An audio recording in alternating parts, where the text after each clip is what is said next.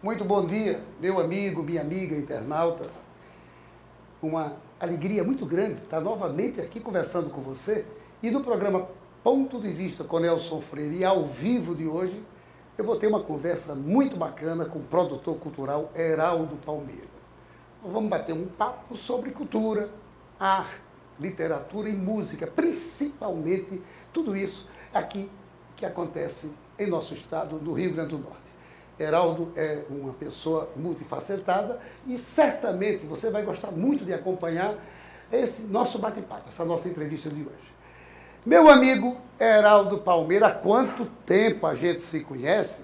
E eu já vinha pensando em bater esse papo com você aqui nesse programa especial, onde a gente conta com a audiência de muita gente boa que fica lá do outro lado assistindo a gente no computador, no celular, em tudo. Quero agradecer porque você aceitou o convite para trocar essas ideias aqui com a gente. Pelo amor de Deus, bom dia, Nelson. Estar com você é um prazer enorme, com o pessoal que está nos assistindo aí pelo mundo, né? Pelas redes sociais e pela internet. E um prazer, né? Aceitar o convite não é aceitar o convite, é uma ordem vir para cá e estamos conversando. Muito bom dia, obrigado pelo convite. Heraldo, me diga uma coisa. Eu queria saber, para o nosso internauta conhecer você um pouco mais de perto, duas perguntas básicas só para a gente começar o nosso bate-papo. Eu quero saber aonde você nasceu e quero saber qual a sua formação originária. Porque depois de tudo isso é que a gente vai conversar sobre o produtor cultural que você é com tanto êxito, com tanto sucesso. Bom, eu nasci em Acari, né? Sou acariense da Gema, nasci em 1960 e, por incrível que pareça, me formei em Ciências Contábeis aqui na UFRN, porque na época eu era funcionário do Banco do Brasil e tinha uma ligação, né? A carreira com o banco, a contabilidade era uma coisa interligada, é isso. Tem nada a ver com as coisas que você passou a fazer depois que deixou o Banco do Brasil. Mas a culpa eu acho que está lá em Acari, a gente vai falar já. A culpa é Acari. Ali é um celeiro, ali todo o Siridó é uma coisa maravilhosa, na arte, na cultura, na música, Carnaúba dos Dantas, Caicó, etc.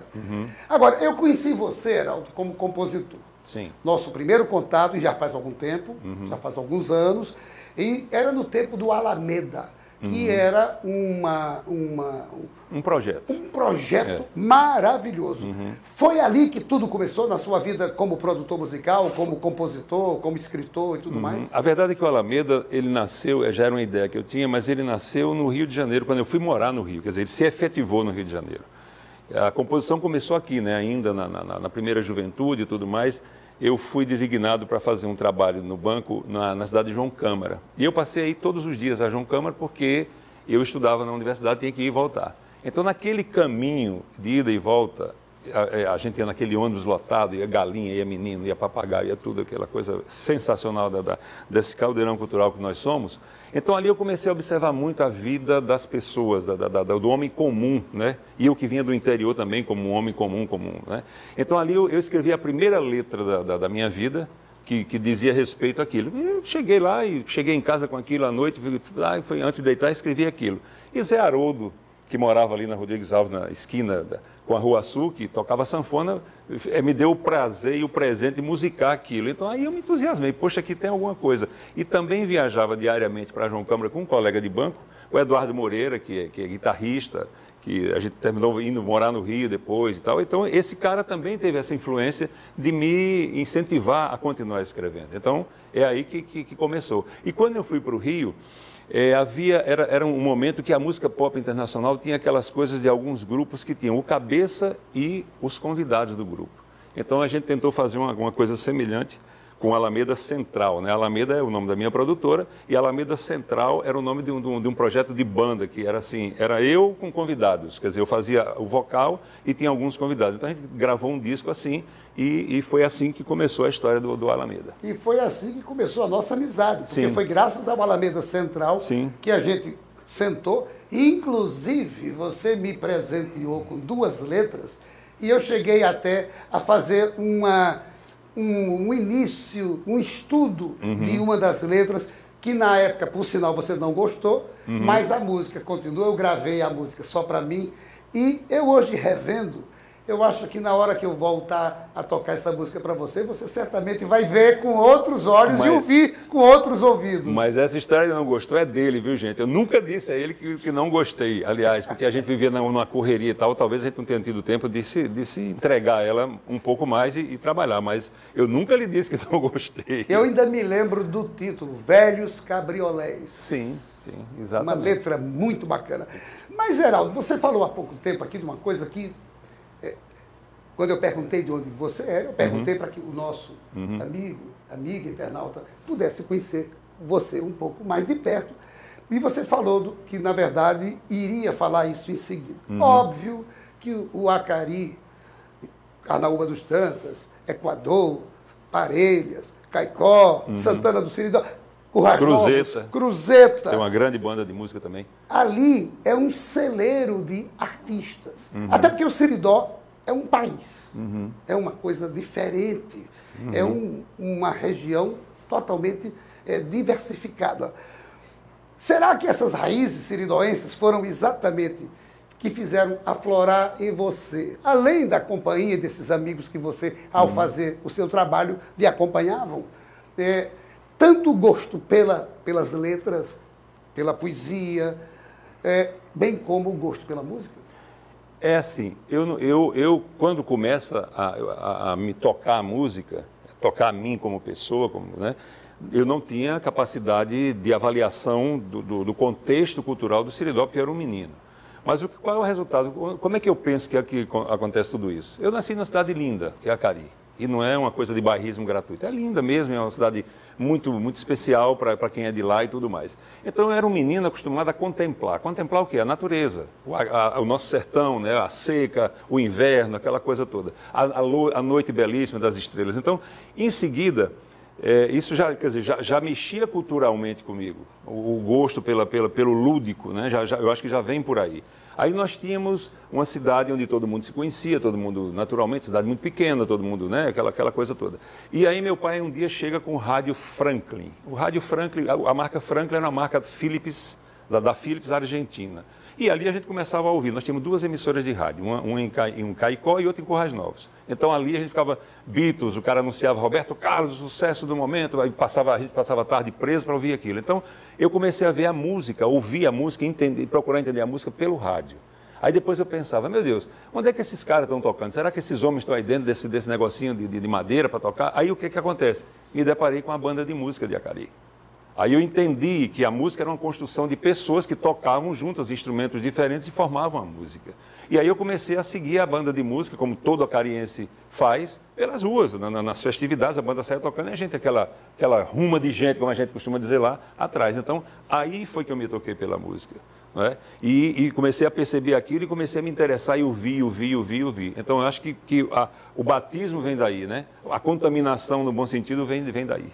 As bandas de música do Siridó são fantásticas. E nós temos, vizinho a Acari, o queridíssimo Filinto Lúcio. Um gênio da música. Um gênio da música, que tem música sendo tocada no Vaticano. Sim, faz parte do acervo de música clássica do Vaticano. Quer dizer, um homem, um agricultor analfabeto que escrevia na areia, né? Que escrevia partitura na areia para não esquecer. Na areia da beira do rio, né? E Tonheca Dantas, que também passou, né, sai dali também como um grande compositor de uma coisa extraordinária chamada Royal Cinema. E hoje, a continuação disso, as bandas de música do Siridó, né, Carnaúba dos Dantas com o maestro Márcio, Acari com o maestro Pinta, Cruzeta com o maestro Bembem, outras bandas, na época tinha a banda de música do Jardim do Siridó com o maestro Galinho, que era um espetáculo também, quer dizer, nós temos essa tradição de banda de música. Sem dúvida, é uma coisa que dá orgulho para todos nós potiguares. Agora, ao longo do tempo, quantas composições você tem? Eu sei que poesia, você tem muita coisa. Você deve ter aí centenas e centenas. Das suas poesias, as que viraram música, você tem mais ou menos ideia de quantas foram? Eu vou discordar de você só do título poesia. Eu acho que poesia é uma coisa nobre demais, eu não sou poeta. Eu não tenho essa capacidade. Eu sou um letrista de música, tá? Então, Na época, depois dessa história de João Câmara que eu contei, eu comecei a escrever, e eu parei ali pelas 1.800 letras de música que eu tenho guardadas por aí. E aí algumas coisas começaram, claro, tinha coisa que era puro exercício, você escrevia ali muito mais para exercitar, e não tem qualidade nenhuma nisso, né? A quantidade não quer dizer qualidade. E a partir dali a gente comecei a tirar algumas coisas, veio o Festival de Música da Rádio Poti, que eu participei com o Gaivotas como letrista e o Carlinhos Ponta Negra como o melodista, né? Nós participamos do festival. Depois veio a minha aproximação com Pedro Mendes, nosso querido Pedro Mendes. Aí a gente começou a compor algumas coisas. Então, ali eu fui começando a burilar. Então, eu tenho hoje, sei lá, não sei quantas estão musicadas, mas uma quantidade muito menor do que essas 1.800 que estão lá. Beleza, beleza. Quantos CDs você gravou? Do meu trabalho, e produzi alguns outros que eu participo cantando, como compositor, talvez uns 10 ou 12 CDs, basicamente de músicos independentes. Por quê? Porque quando eu fui para o Rio, eu vi a dificuldade de um músico independente, de um artista independente da música, como eu, realizar um disco. Então, eu me programei, eu me destinei a aprender como se fazia uma produção de um disco, e a partir daí eu disse, bom, qualquer artista independente que me procurar, eu vou oferecer os mesmos recursos que eu usaria para mim. Então foi assim que foi feita a minha carreira de produtor musical. A sua produtora Alameda, quantos CDs já produziu até hoje? Eu me lembro de uma cantora de Brasília, que você, inclusive, me apresentou um trabalho muito bacana, e parece-me que aquele era o seu primeiro trabalho de produção. Mas você ficou empolgadíssimo. Além daquela, eu não me lembro o nome dela, é até bom você Juliana de Aquino, que lamentavelmente morreu naquele acidente da Air France, quando a carreira ia estourar no mundo todo, né? Porque ela era uma cantora de grande qualidade, né? Ela cantava, inclusive, estava cantando musicais na Disney europeia naquela época. Ela estava voltando de férias para lá. E foi a sua produtora Alameda que produziu o primeiro CD dela. Sim, o primeiro e único. Interrompido exatamente. E é naquele CD de Juliana que a gente juntou a nata da nata dos instrumentistas brasileiros. Tem um time de músicos ali, todos meus amigos, que vieram por adesão também, que certamente estão em discos e shows de todos os grandes artistas brasileiros. Mas antes do disco de Juliana, eu já tinha participado da produção do primeiro disco do Pedrinho Mendes, né, do Pedro Mendes, do Cleudo, ajudei na produção do Projeto Memória, quer dizer, como pitaqueiro ainda, mas já dentro do Estúdio Transamérica no Rio, aquele grande projeto que o nosso querido Diógenes da Cunha Lima e a professora de Jair Borges fizeram aqui a partir do Festival de Música e Poesia em 82, no Rio Grande do Norte. Quer dizer, eu fui participar desse disco, foram 31 discos, né? Você sabe disso, você também participou daquele movimento todo, Tico da Costa, Pedro Mendes, Impacto 5, Ianto de Almeida. Então, ou seja, eu entendi que eu queria fazer produção. Então, fui fazendo outros artistas independentes que não são aqui do Rio Grande do Norte, que chegaram ao Rio. Então, eu me dediquei muito a tentar viabilizar produções independentes, exatamente para tentar minimizar essa dificuldade que o artista independente tinha para fazer um disco naquele tempo. Você lembrou o Projeto Memória? Eu já tive a oportunidade de bater papo aqui com o Diógenes da Cunha Lima. E eu acho que foi uma grande iniciativa dele. Naquele momento que a gente vivia numa euforia, Natal se chamava Londres Nordestina, havia muitos grupos, havia muita gente fazendo arte, fazendo cultura e fazendo música. Eu reputo aquele projeto dele um dos mais importantes que já existiu aqui. Foi a primeira vez que eu fiz LP, porque como compositor, eu componho desde os 14 anos, bem novinho, já comprei o violão, passei a dedilhar e passei a compor. Eu tive músicas gravadas pelo Trio Iraquitã. Sim. Mas, em termos de LP, realmente bem trabalhado, muito bem trabalhado, foi naquele projeto Memória, e com uma música linda, que até hoje ainda as pessoas cantam e gostam, que é a Canção para Natal. Recentemente, inclusive, eu tive a alegria de ver o coral da Assembleia Legislativa do Rio Grande do Norte defender essa música num festival de corais que aconteceu aqui no estado. E tudo isso começou com o Projeto Memória. Agora, que é um projeto inédito, né, Nelson? Não existe nada semelhante, eu não tenho conhecimento de nada semelhante, um projeto corajosíssimo. Corajoso. E Diógenes é um homem da cultura, quer dizer, de dentro da literatura, amante da música, amante das artes de uma forma geral. Então, ali é uma coisa, assim, nós tivemos na cauda de um cometa, eu acho, nós que somos dessa geração que participamos daquilo. Foi um achado que caiu aqui na nossa mão naquele tempo. E que me gerou e me rendeu, inclusive, uma parceria muito bacana com o próprio Diógenes. Sim. Eu já fiz 2 CDs as poesias dele, musicadas por mim. Agora, Heraldo, sobre outras manifestações culturais, a gente está pensando muito em música. Obviamente a música leva a gente para a poesia, que você sabe que é poeta, mas diz que é letrista. Eu não sou poeta, eu também sou letrista. Quando eu faço as minhas composições. Ficamos mais confortáveis ficamos assim, mais né? confortáveis. Vinícius de Moraes, Carlos Drummond de Andrade, então vamos ficar aqui como letrista, que a gente fica mais É muito mais simples, ninguém vai fazer comparação, isso. etc, etc. Agora, além dessas, quais as outras manifestações culturais que lhe atraíram e que você realmente também se dedica hoje como produtor? Veja bem, eu acho que a cultura é um tipo de oração. O homem tem a alma dele e eu acho que a cultura, ela toca esse divino, ela toca esse ambiente de oração, de recolhimento, de crescimento interior. Então, a gente cresceu aqui na explosão da cultura pop mundial nos anos 60, então o cinema não pode deixar de ser um elemento a ser citado.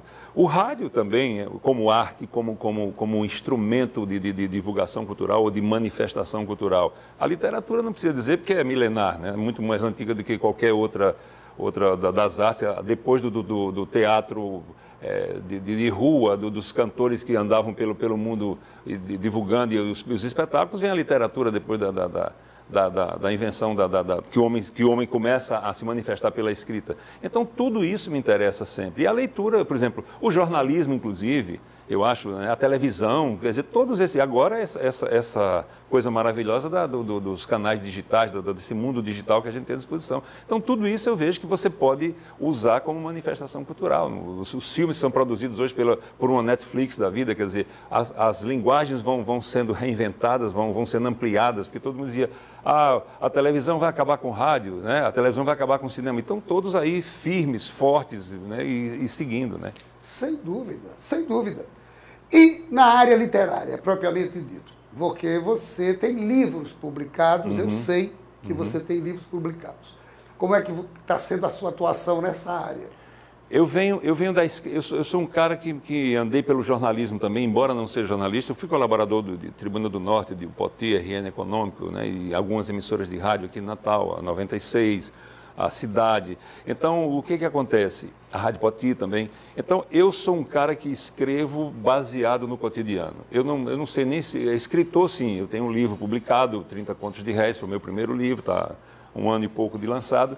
Eu sou um cara que escrevo o cotidiano. Eu não posso me considerar um literato, eu não sou um cara de literatura rebuscada. Eu sou um repórter do cotidiano. Então, essa é a literatura que eu faço. E tem me dado muito prazer. E o livro é uma coroação dessa atividade que eu venho realizando há muitos anos. Eu escrevo e leio diariamente desde os meus 16 anos de idade. Todos os dias eu faço alguma coisa, escrevo alguma coisa, nem que seja um rabisco. Então, isso é um exercício de prática.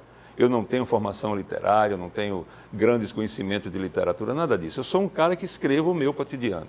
Então, essa prática de escrever para blogs, para jornal, para seja lá o que for, as pessoas começaram a me cobrar. Pô, está na hora de você escrever um livro, está na hora de você escrever um livro. Então, o 30 Contos de Réis, eu realmente me sentei e peguei textos que eu tinha escrito nos anos 80, nos anos 90, recentemente, e fiz uma arrumação disso tudo, quer dizer, atualizando a linguagem, e lancei, e graças a Deus eu tenho tido muita sorte com o livro, tenho tido os melhores feedbacks, tive a honra de ter o Ricardo Sete como prefaciante do livro, o Roberto Fontes aqui do Rio Grande do Norte escreveu a orelha para mim, então, ou seja, a gente está, é um mercado que eu estou me inserindo, já estou preparando o segundo e o terceiro, não sei quando vão ser lançados, mas estou trabalhando nos dois. Beleza! Agora, você falou dos blogs. Eu queria que você soubesse que Heraldo escreve semanalmente no blog Ponto de Vista. É um dos nossos articulistas, cronistas, exatamente com essa verve dele. E isso me dá uma satisfação muito grande, Heraldo, ter você. Agora, além do blog Ponto de Vista, quais são outros blogs nacionais que você participa também periodicamente com seus inscritos? Eu mudaria um pouco nacionais, porque hoje com esse alcance, o Ponto de Vista é um blog internacional, porque tem leitores em todo o mundo, todos eles, né? Mas assim, aqui no Rio Grande do Norte, o seu, com muita honra, eu sou um colaborador desde de primeira hora, quando eu resolvi, né, escrever publicamente. O nosso querido Bade Ferreirinha lá, que é originariamente de Caicó, mas adorada por gente também em todo quanto é lugar. O Conversas do Humano, que é um blog que a gente trabalha sempre com escritos nesse formato do meu, cotidiano, que é de Minas Gerais. E eu tenho a honra também hoje de escrever no blog do Augusto Nunes, dentro da revista Veja Digital, na Veja.com. Semanalmente eu colaboro também. Não é todo mundo que escreve na Veja. Eu acho que você deve se sentir muito orgulho. Porque a gente, como amigo seu, nós como amigos seus, a gente fica muito feliz em ver uma pessoa, amiga nossa, uma pessoa inteligente, culta, Obrigado. que tem desenvoltura, poder produzir coisas, pensamento, transformar pensamento em letra de forma num órgão de informação tão conhecido como a Veja. Inclusive na área digital, que tem uma abrangência simplesmente maravilhosa. E eu merecia a generosidade do Augusto de me permitir escrever as coisas que eu escrevo cotidianamente. Então, eu publico lá crônicas, contos, a minha gratidão a ele é enorme por isso, porque eu não precisei escrever dentro de linha editorial nenhuma. Ele me concedeu generosamente o espaço para eu escrever os meus textos que eu publico, inclusive, no Ponto de Vista. Inclusive, eu percebo que você realmente é telúrico. Vez em quando, a maior parte dos seus escritos, você se lembra da sua Acari. Muito. E é como já diziam, já se falava, já se disse isso, quem não se preocupa com a sua terra, com a sua origem, com o lugar onde você nasceu, não é fadado ao sucesso. Você vê Jorge Amado. Jorge Amado se transformou no maior escritor brasileiro do século passado. Um dos grandes do mundo, inclusive. Um dos grandes do mundo. Por pouco não recebeu um prêmio Nobel de Literatura. E ele basicamente fala da Bahia. Do recôncavo, inclusive, recôncavo né? baiano. Aquela coisa, pois é. Então, quer dizer, isso é uma lição para a gente. Quer dizer, a gente precisa também ter esse pensamento voltado, e é isso que eu observo muito nos seus escritos. E cada vez que eu leio, Heraldo, eu fico satisfeito, porque está faltando no Rio Grande do Norte uma coisa que eu vou falar já depois que você disser. Está faltando uma coisa que eu acho fundamental, que nós precisamos ter. Se tivemos no passado, deixamos de ter no presente e precisamos voltar a ter no futuro. Mas essa é a sua explicação. Era só isso que eu ia complementar, porque a Acari é o tesouro das minhas descobertas. Né? Foi o tesouro que eu abri para me descobrir, para descobrir o mundo, para entender inicialmente o mecanismo do mundo. Né? Então, ou seja, é minha vila querida que me deixa tranquilo para andar em qualquer megalópole do mundo, porque os conceitos, os valores que eu aprendi em Acari como criança e depois voltando como adolescente, jovem e adulto hoje, e homem maduro que sou, tirei de Acari.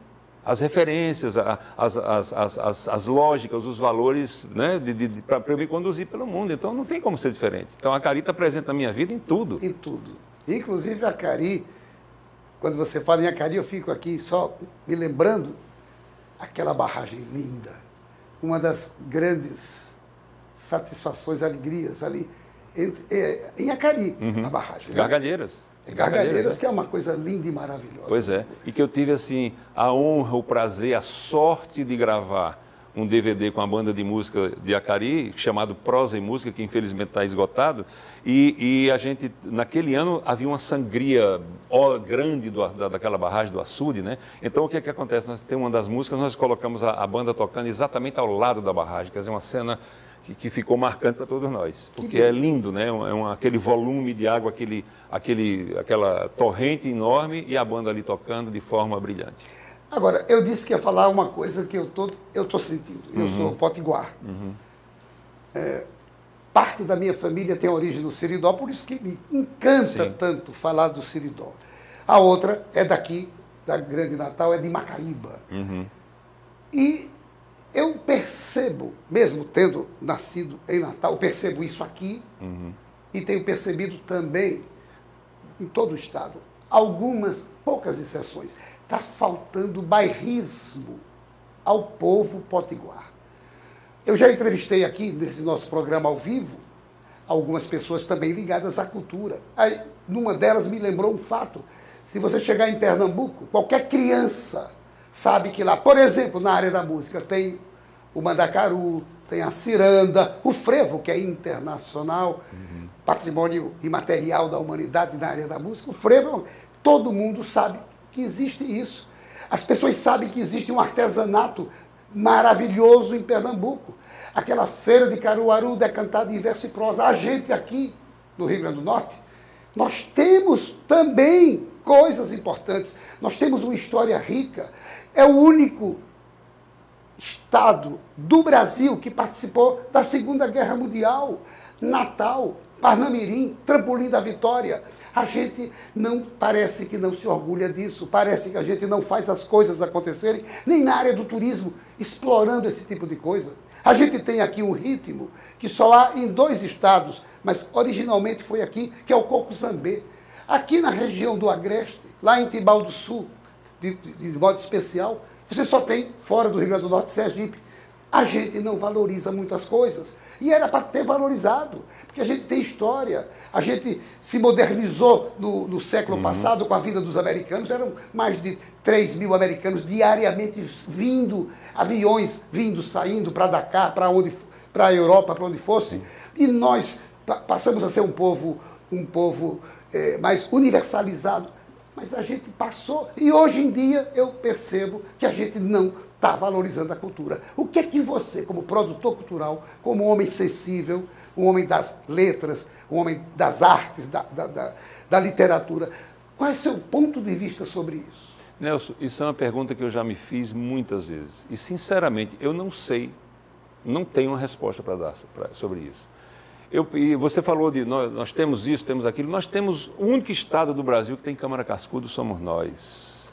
Esse homem é um gênio da raça, foi um gênio da raça, tem uma obra monumental. Esse homem foi consultor, usando uma palavra mais moderna para o tempo dele, dos maiores artistas brasileiros, dos escritores. As pessoas escreviam para ele grandes nomes da nossa literatura, da nossa cultura, para tirar dúvida. As pessoas esses homens mantinham correspondência com Câmara Cascudo, porque percebiam nele um manancial. Aí você me fala uma coisa importante, aí é uma ilação minha, completa, mas eu vou me permitir fazer. Você me fala da presença americana aqui em Natal. Será que nessa presença americana não houve um deslumbramento? A gente não se aculturou um pouco, querendo absorver a cultura americana? E a gente, nessa história, que é uma grande cultura popular também, não tem nenhuma crítica nisso, mas será que, de repente, nessa convivência, a gente não perdeu um pouco o prumo da gente? Porque, veja bem, eu me lembro de quando eu ainda era muito garoto, e ficando um adolescente jovem, eu me lembro de Acari. Nós tínhamos uma manifestação lá chamada Os Negros do Rosário.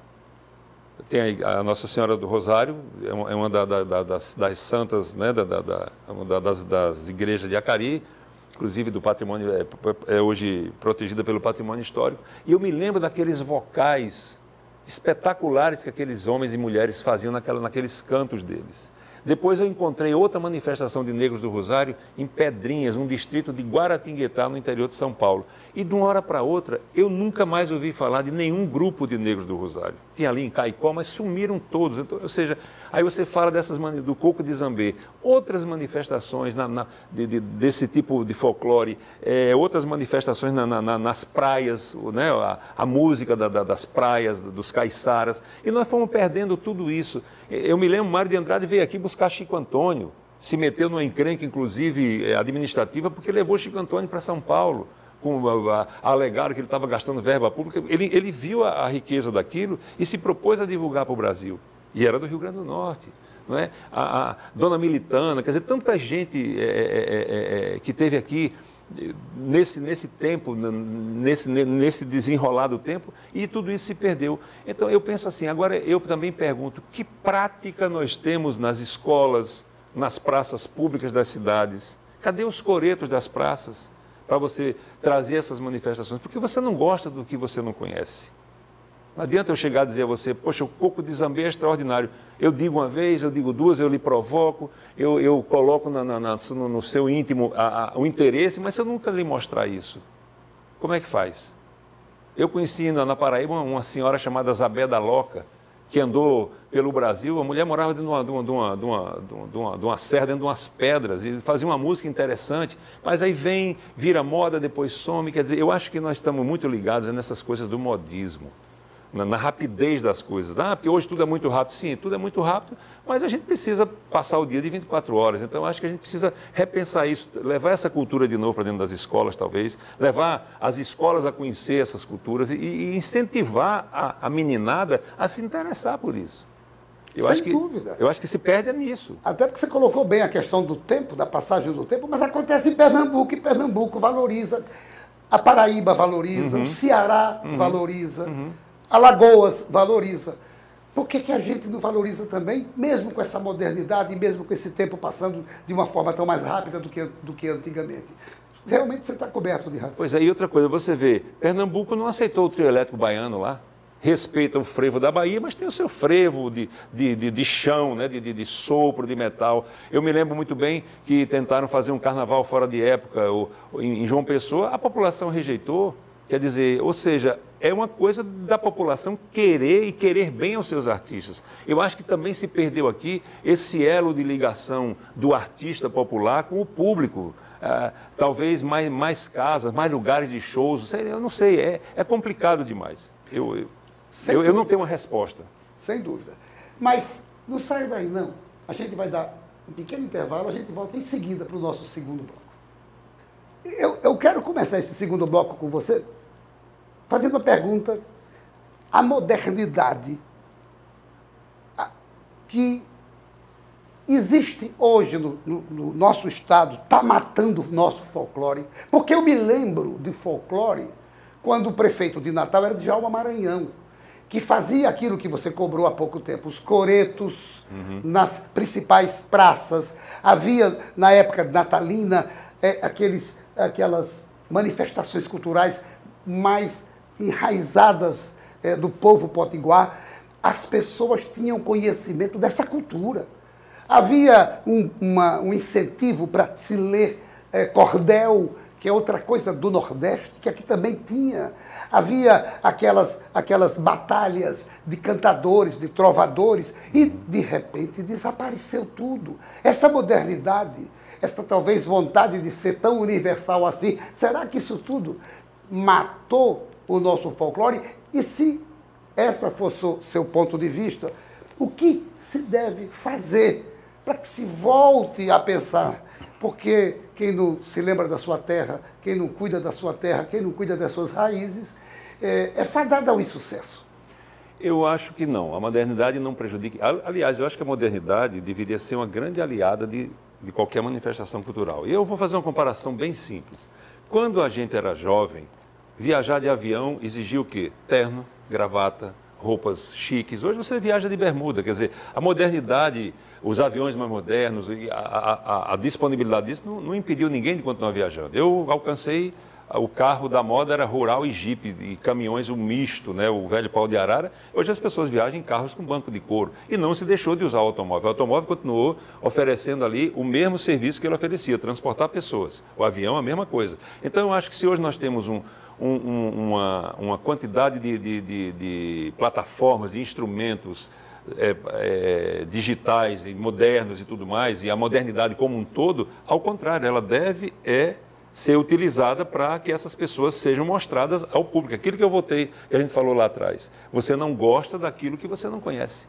Então, vamos aproveitar. Se existe todos esses acessos hoje, por que não se fazer abrir espaço para que esses artistas possam ser mostrados ao público? É isso. Eu quero fazer um registro aqui especial. Tem muita gente de Acari assistindo. Sim. E eu quero fazer um registro especial para Gorete Maria Burman, que está dizendo aqui que está assistindo e está gostando imensamente. Muito bem, um abraço, Gorete. Mandou um abraço para você. Ótimo, obrigado. Agora, você, com essa sua amplitude de produção, você mora em São Paulo. Sim. E mora aqui. Faz uma ponte aérea de São Paulo, Rio Grande do Norte, de vez em quando, né? Isso. Mas você também divide a sua produção em outros estados, como Brasília, como Rio de Janeiro. Primeiro, como é que aconteceu essa sua saída do Rio Grande do Norte para ir morar em São Paulo e de lá produzir tantas coisas que também tem a capilaridade em outros estados? E como é que você arranja tempo para fazer tanta coisa, rapaz? Bom, eu saí daqui como funcionário do Banco do Brasil e fui morar no Rio. Era o sonho de Rio de Janeiro, fui para lá, para me dedicar à questão de produção. E aí é aquela história, você vai só ampliando os contatos, você vai abrindo, vai abrindo, vai Deixa eu abrindo. fazer um parênteses. Pode interromper, Sim. mas é bem rapidinho. Eu acho que você tem que agradecer ao Banco do Brasil toda Claro. hora. Porque foi quem lhe mostrou os primeiros parceiros, fez você viajar no estado, vendo outras terras além das terras do Seridó, e fez você também ir para um grande centro, a maior cidade da América Latina, que é São Paulo, e onde você lá pôde desenvolver sua atividade de produção cultural com tanto sucesso, com tanta ênfase nas coisas realmente brasileiras. Mas me desculpa. Bom, não, então eu já vou ampliar o agradecimento. Eu digo sempre, o Banco do Brasil foi a minha maior escola. Eu entrei no Banco do Brasil com 14 anos e saí com 35. Eu fui criado dentro do Banco do Brasil, né? Numa época diferente das posturas profissionais, dos mais velhos cuidarem da gente que estava chegando e tudo mais. E depois o banco me deu outro grande presente. Depois que eu saí do banco como funcionário, passei 10 anos trabalhando no mercado e fui contratado como fornecedor, como terceirizado, para fazer um projeto de educação corporativa. Aí sim, eu viajei o Brasil inteiro, os 27 estados, pelo interior, conheci a Amazônia, fui à Amazônia várias vezes para me embrenhar pela selva. Então é isso. Daí eu me tornei um cidadão brasileiro de fato. Eu conheci o meu país, eu conheço o meu país. Então essa produção vai disso. Você conhece uma pessoa aqui, conhece outra pessoa ali, vai conhecendo gente e vai se complementando e ajudando como você pode. E é esse grande congraçamento de pessoas que fazem você avançar para algum lugar. Sem dúvida. Pois é. Eu quero fazer outro registro para você. Eu quero registrar aqui o nosso querido amigo Zé Dias Júnior, está assistindo o programa.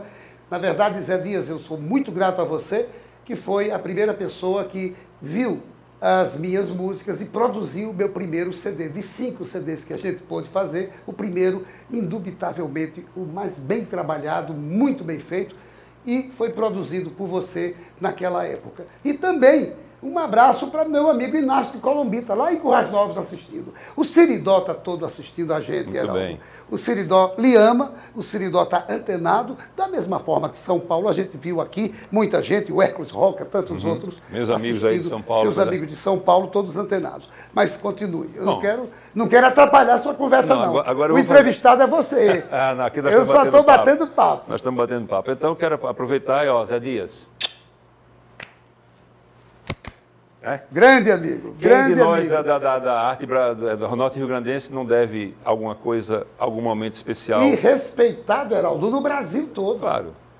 Quando a gente foi fazer esse CD, esse meu primeiro CD, a música de Nelson Freire, nós tivemos a oportunidade de juntos participar de vários eventos culturais e sempre com Tarek de Souza, com o velho Cabral das Olheiras, que eram amigos pessoais de Zé Dias. Eu também aproveito e renovo os abraços para você, Zé Dias. Zé Dias é um grande que vive encolhido, né? Se vive quietinho aqui no casulo do potiguar dele, o amor que ele tem pelo Estado, pela cultura. Zé Dias, todos nós devemos muito a você. Continue, meu filho, continue. Não, agora é você que... A produção cultural do Rio Grande do Norte, como é que você está vendo ela hoje? Já século XXI, já estamos no mês de janeiro de 2019. Como é que você está vendo a produção cultural hoje no Estado? Em todas as áreas, em todas as manifestações culturais. Bom, eu fico muito feliz vendo a produção literária, né? Você vê um fluxo de publicações de autores locais muito grande, muito bacana, muito interessante. Isso é ótimo. Quer dizer, você está vendo que a leitura está tendo um canal, apesar de tudo, as pessoas continuam lendo. A música, eu acho que se profissionalizou demais, né? Você vê hoje os grupos e os artistas tocando, você vê que é uma coisa antenada com qualquer lugar do mundo, né? Eu acho assim, eu ainda sinto falta da nossa capacidade, da nossa geração de se juntar, de conversar. Quer dizer, todos nós, por exemplo, você que era do grupo, da geração, Tarcísio Flor, os irmãos Galvão, Babau, Eri, João, Galvão Filho, quer dizer, Vigder, todos nós, a gente vivia, né, trocando figurinha o tempo todo, se encontrando, indo para o show uns dos outros, indo ver o que os outros estavam fazendo, estabelecendo parcerias. Então eu acho que talvez eu sinta falta disso, de tempo, ou talvez essa correria que todos nós vivemos, mas eu acho que é bom a gente encontrar um tempinho para trocar figurinha, para se encontrar, para tocar uma musiquinha, para conversar bobagem, para trocar uma ideia. Eu acho que aí você vai formando de novo o eixo, o movimento musical, o cultural de um estado, de uma cidade, de um estado. E aí sim, se fazer querer bem pelo público. Eu acho que precisa haver uma integração maior do público. O público precisa conhecer um pouco mais desses artistas e se interessar também, porque é um movimento de retroalimentação. Não é? Se eu vou para um lugar, se eu vou conhecer uma cidade e vejo que a cena local é muito interessante, eu sou animado a ir também. Né? Então, é isso que eu acho que está faltando um pouco para a gente. Está faltando isso, está faltando outras coisas também. Aliás, essa é uma bandeira que você pode, como produtor cultural, respeitado, conhecido. Você ao lado de Zé Dias Júnior, por exemplo, vocês podem montar um trabalho daqui para frente no sentido de fazer com que aquilo que existiu do passado possa voltar a acontecer. Natal era conhecido como a Londres nordestina, vivia em ebulição. Foi nessa época que nós todos participamos juntos dessas manifestações aqui, da Ilô Varela, tantas pessoas bacanas naquela época. Pedrinho Mendes é um pouquinho depois. Lá atrás estava o Dailô, estava o Odaíris, estava o ex-marido de Odaíris, de Macau, que também fantástico.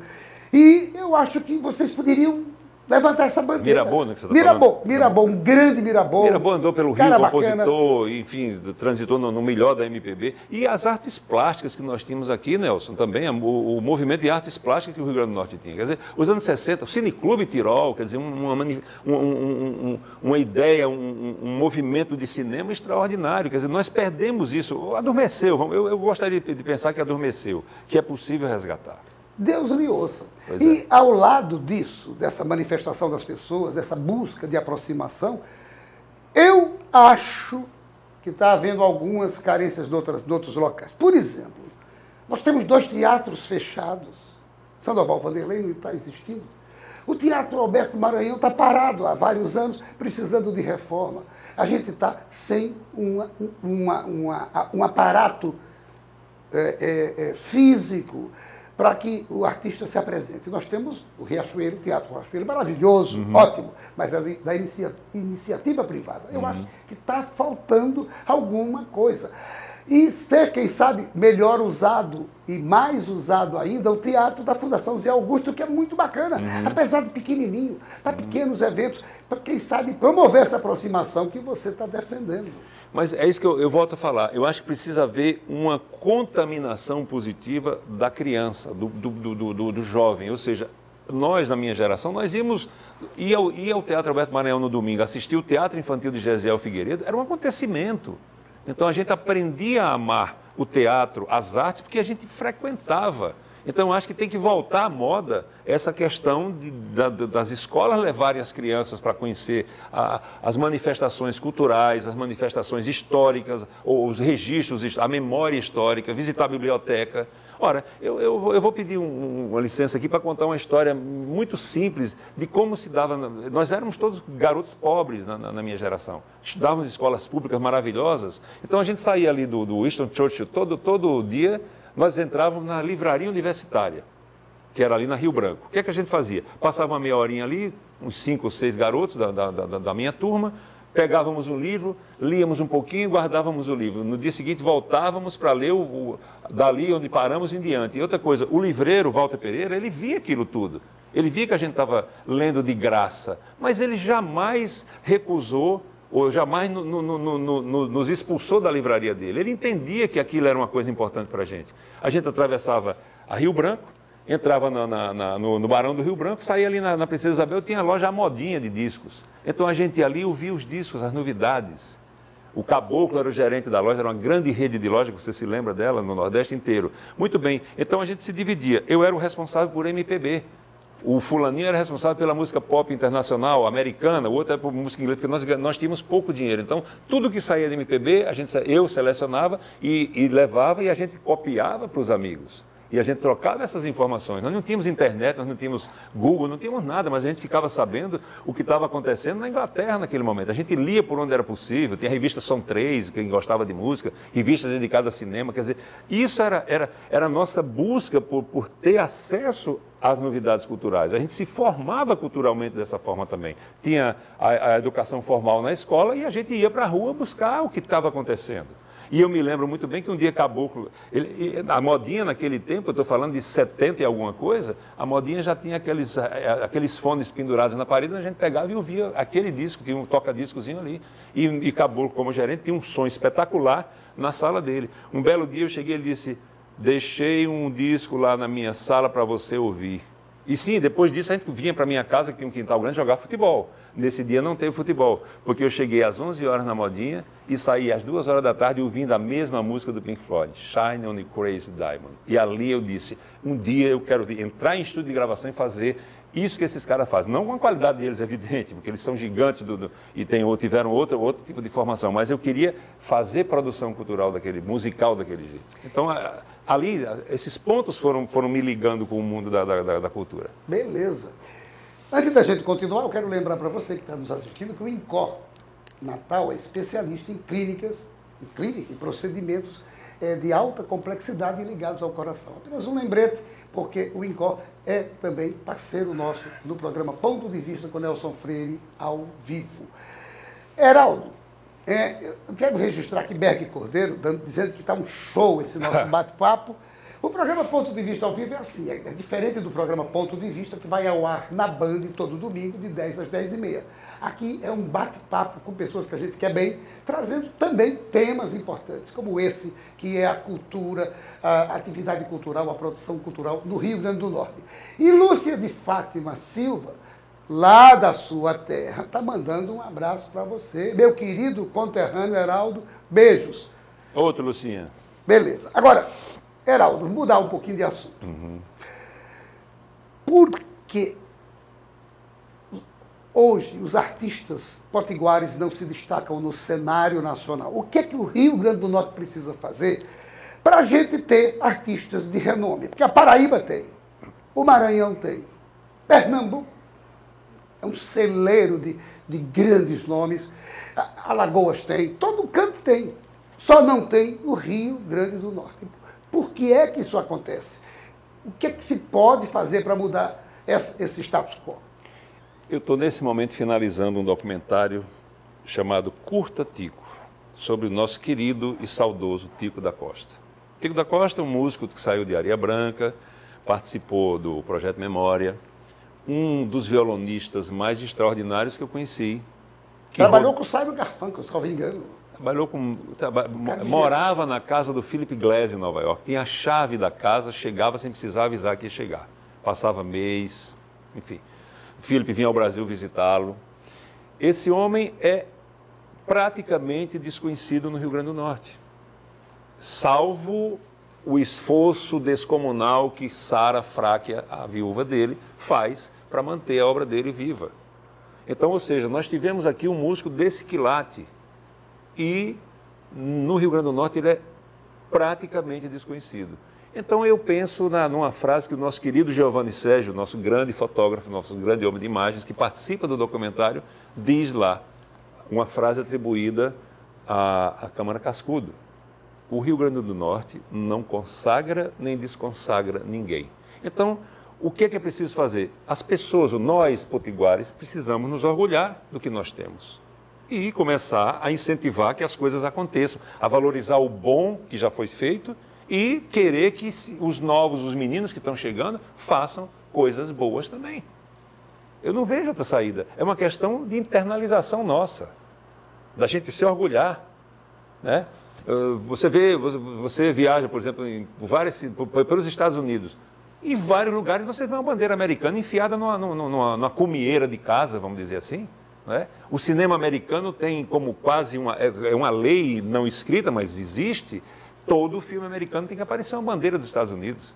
Ou seja, independentemente da cultura deles, independentemente de como eles pensam, eu só estou fazendo um termo comparativo, nós temos que nos orgulhar disso. Eu vejo nos projetos que eu faço para empresas, de eventos, de congressos, que minha empresa também faz isso, o que é que eu vejo? Eu faço questão de botar uma bandeira do Brasil. Eu presto serviço a uma empresa, nos impressos dela eu faço questão proponho e normalmente aceito, colocar uma bandeira do Brasil, do estado que a empresa está instalada. E você não faz ideia do que uma coisa simples dessa provoca de positivo nas pessoas. Então eu tenho que ter orgulho da bandeira do Rio Grande do Norte, eu tenho que ter orgulho da bandeira de Acari, porque também isso me faz ter orgulho do Brasil, mas eu preciso ter essa prática.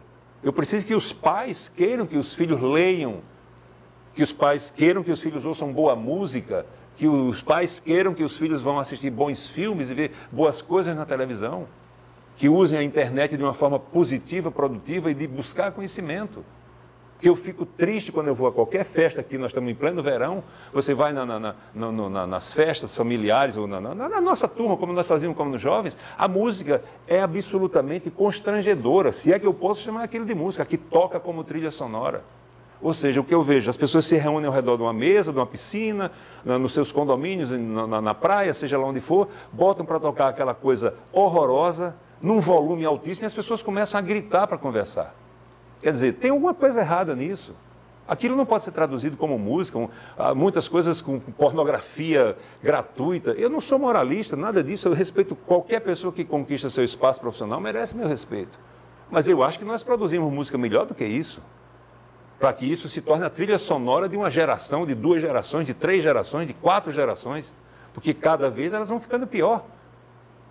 Tem músicas, uma vez eu fui aqui no interior do estado, uma festa familiar, um aniversário de 15 anos de uma menina, eu passei 2 ou 3 horas lá, eu não conhecia nenhuma daquelas músicas, eu não sabia do que se tratava, quem era o cantor, quem era o compositor, o que era aquilo, quem era o grupo, e eu não me considero um cara desinformado, mas é porque há um lixo, uma subcultura, um lixo cultural sendo produzido e ganhando a mídia.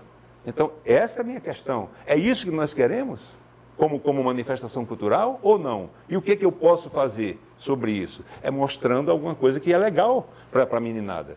Porque eu volto a dizer, você não gosta do que você não conhece. Então eu preciso apresentar aos meus meninos, aos meus sobrinhos, aos meus netos, aos meus filhos mais jovens, coisas que são bacanas, que são construtivas, de qualquer lugar do mundo. Então é isso que eu acho que está faltando, é a gente assumir essa responsabilidade. Beleza de colocação. E isso é importante ser dito por você, uma pessoa que tem vivenciado várias etapas da existência cultural do nosso país e do nosso estado. Certamente você está bebendo muita sabedoria nas palavras do nosso querido entrevistado Heraldo Palmeira. E eu acho que cabe a cada um de nós, sim. Você colocou bem, Heraldo. Cabe a cada um de nós transmitir isso para os nossos filhos, para que eles transmitam para os netos. E outra coisa, ele pode até gostar de músicas diferentes, porque cada ritmo, cada coisa, tem músicas boas. O problema, você colocou bem, é que está se dando ênfase à parte pior dos vários ritmos, dos vários tipos de música que há no Brasil. Mas tem forró maravilhoso, sim, tem frevo fantástico, até funk tem bacana.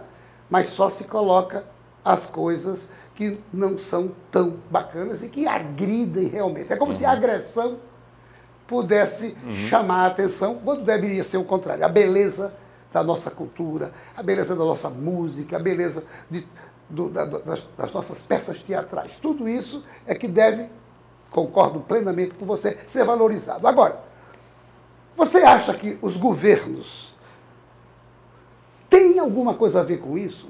No que diz respeito à falta de políticas públicas mais adequadas, isso em termos de Brasil, em termos de estados e particularmente aqui no Rio Grande do Norte?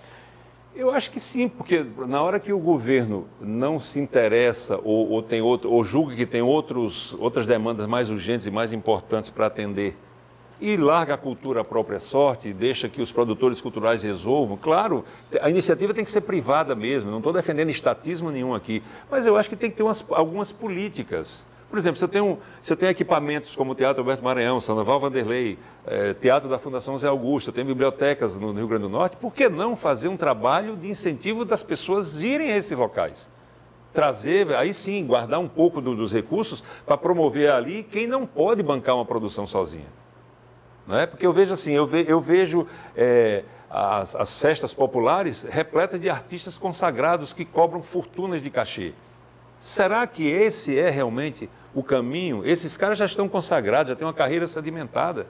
Então eles precisam do recurso público de estados e municípios pobres para virem tocar gratuitamente ou com ingresso subsidiado, será que isso é realmente uma política cultural?